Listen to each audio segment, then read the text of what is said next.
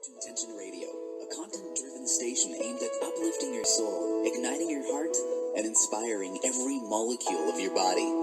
You'll want to tune in to this transformational platform every day of the week at www.intentionradio.com. Taking a deep breath, sit back, relax, and enjoy the show. Hello, beautiful hearts. Welcome. You're listening to The Pause on intentionradio.com with me, your host, Naomi Fay. Today's show is called Feeling Gaia Now. And the way for us to feel Gaia, her vibration and her frequency, we're going to have a conversation with Donna Brickwood, healer, nature awareness teacher, and mentor.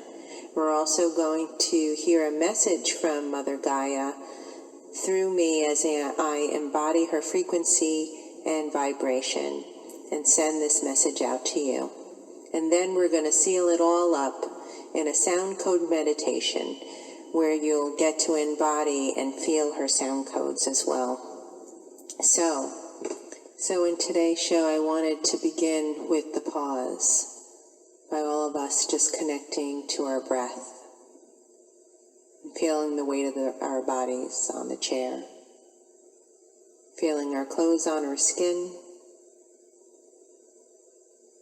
Let our hearing be wide and open without labeling. Taste, smell, feel the weight of your body,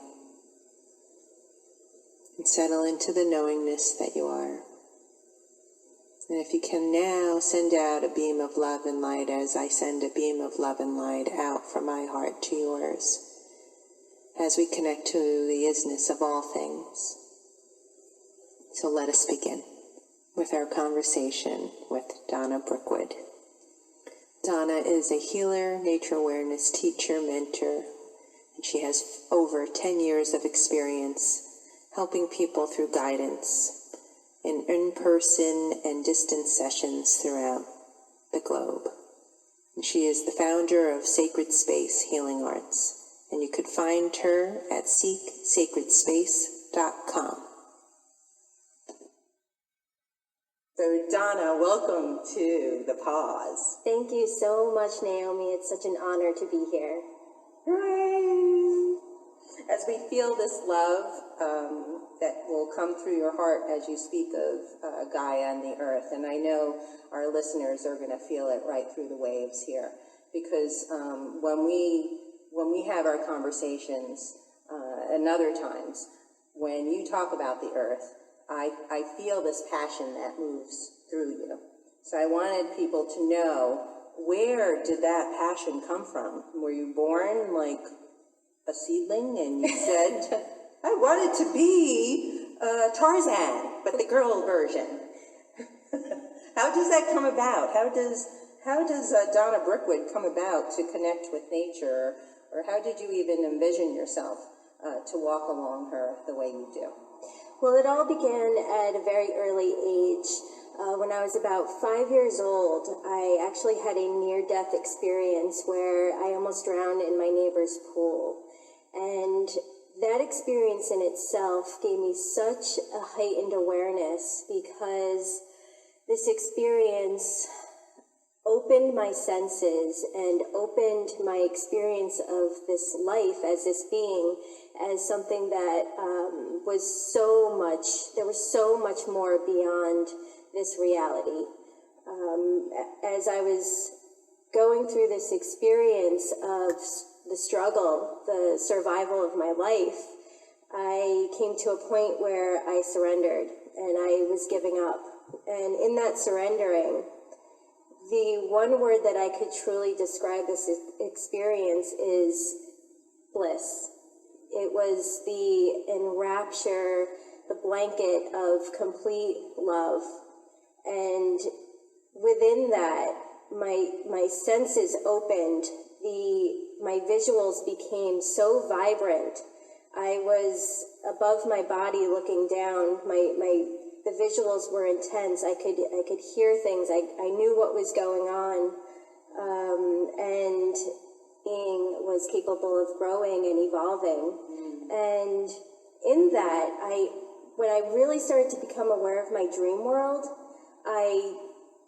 at probably the age of 10, I got one of those dreamers dictionaries, and I was looking everything up that happened, in my dreams, and I at really 10? at 10, yeah, and I started to interpret them, and I really asked myself a very important question, and that question was, well, what is the difference between the dream world and reality? What is?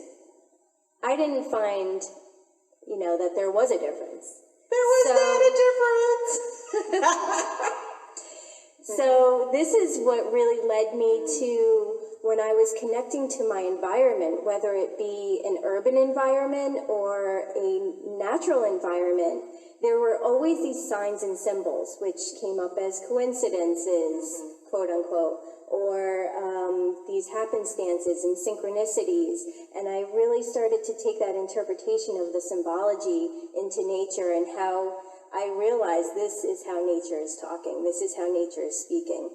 So when I started down this road, it didn't come until my 20s that I started to heavily train in nature awareness and survival and earth living, and really learning primitive skills of the indigenous peoples and the ancestral ways. And this is where I just completely went down the rabbit hole as far as truly connecting to Mother Earth, to Gaia, and finding myself, finding my purpose and vision, and truly integrating that relationship of how I am to serve her. Well, I love when you said that that's when you received the guidance, and that's where the connection was. And the way in was through what I call the pause, and that's what my show is about, is connecting to that present moment in the now. And that's why the show is called Feeling Gaia Now, because you have that connection, and you caught it in the now, in an opportunity that would have been very tragic for other people, and you used it as a gift and a blessing. And at 5, that's what children do, which was so beautiful. And I have to commend your parents for not programming you in a different way, where you were able to connect with the earth and continue to do that. And even at 10, you were so curious and you had a dream book. That's young. Right. I have an 11-year-old, and if he was asked me for a dream dictionary, I would be shocked. So that's one great thing.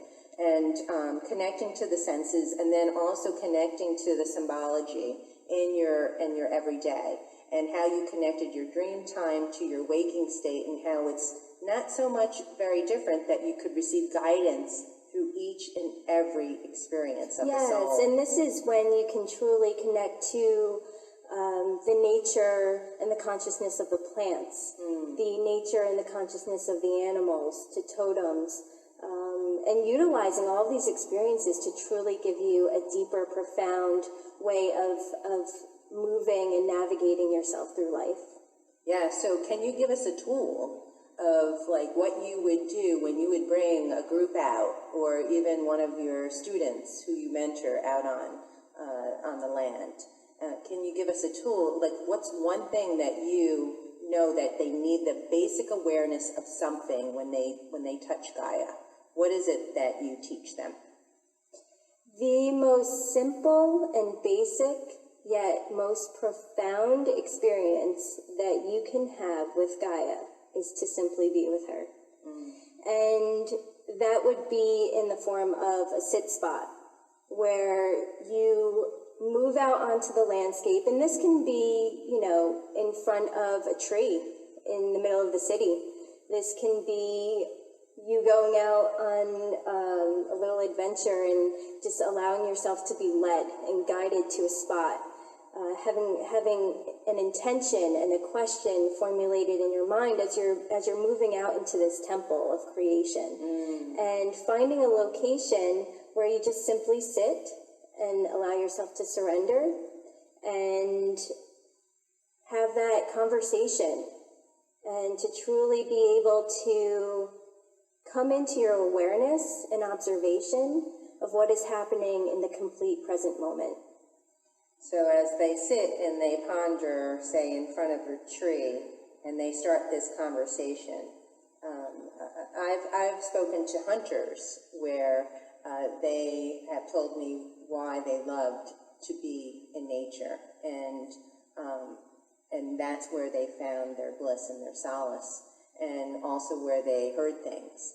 So I said, oh, so you heard things, so you were talking to the trees and everything? And he said, no, I didn't say I was talking to the tree. I told you I was listening to the trees. You know, they make this big distinction. And I would say, well, you're talking to the tree, just like you said, we're having this conversation where there is that connection to it. And it reminds me of a moving meditation. Absolutely. And that's what I like to call the wandering question. The ability to surrender to your environment, allowing the environment to dictate the movement of your action. So it's to connect to that inner compass within and allowing yourself to be guided. And as you are wandering, you are opening your senses of awareness. You're opening your sight, your vision, moving with wide-angle vision, a broader perspective of how you will interact and see in nature. Our animals are just always naturally in wide-angle vision.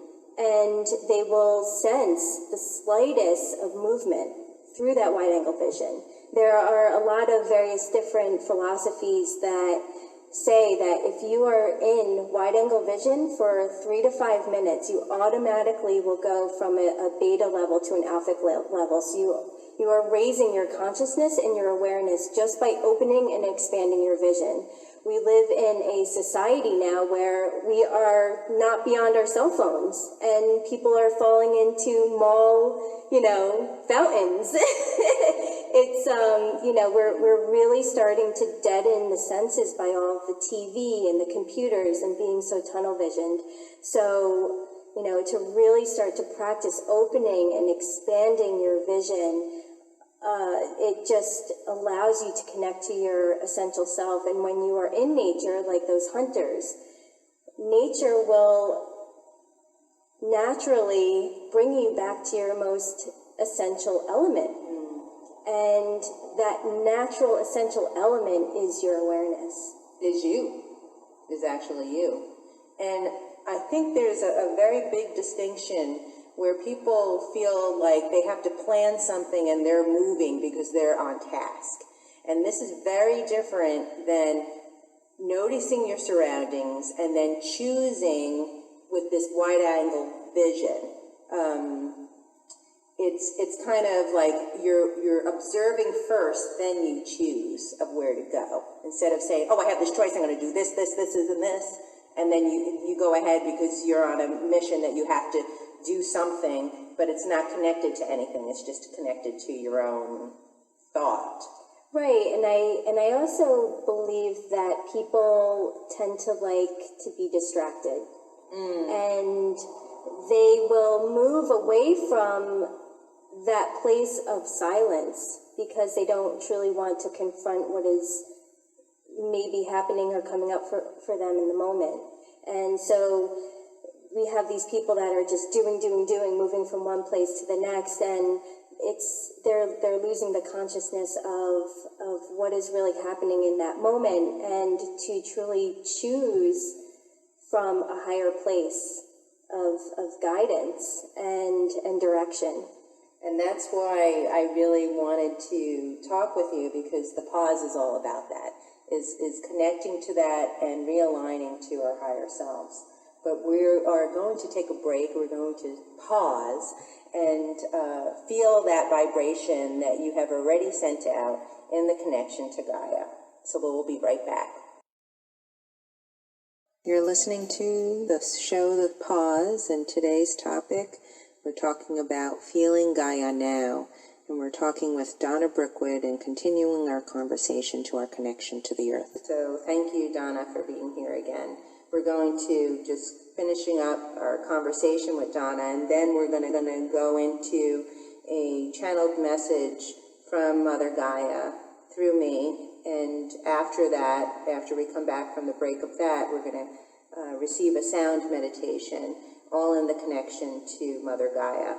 And what better way to bring you into this heart space than feeling the passion of Donna Brickwood. And Donna, you were talking about the connection to the earth and how we listen to her signs and sit and bring in that silence and that awareness to connect to our higher selves. And I wanted to hear more about how this has helped your clients, how they have discovered new things. And I know that really brings joy to you when they get it. Yes. When you bring them out on the landscape and they're just like, oh my gosh, a squirrel talked to me. Absolutely. One of my passions is helping people and guiding them not only to the deep connection to nature, because essentially that is what we all need, and that is just what Mother Earth is craving for. One of my passions is connecting people to their vision and going out with the sacred question of what that vision is, and to impassion people to really drop into the nature of themselves. Because when they really start to ask these sacred questions of what that is, the earth is so beautiful and nurturing in her ways that she may speak to you in subtle language, or sometimes it can be a big smack in the face. So tell us a story. Can you give an Let's example? see. Well, Like lightning or something like that? Well, actually, a story that kind of comes into my mind is I was going out on a wander, and I was driving home from work, and I really just wanted to feel the expansiveness of what Mother Earth wanted to teach me.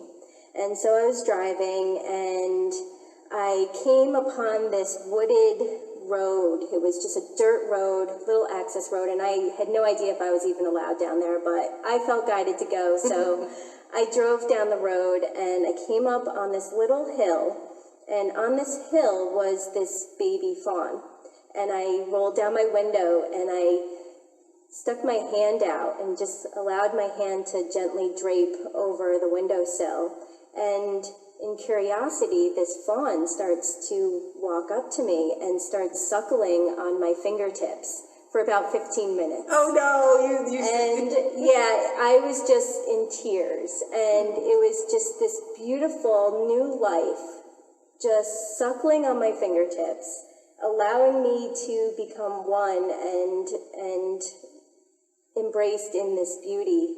I could just remember, the eyelashes, the detail. To touch an animal is to know an animal.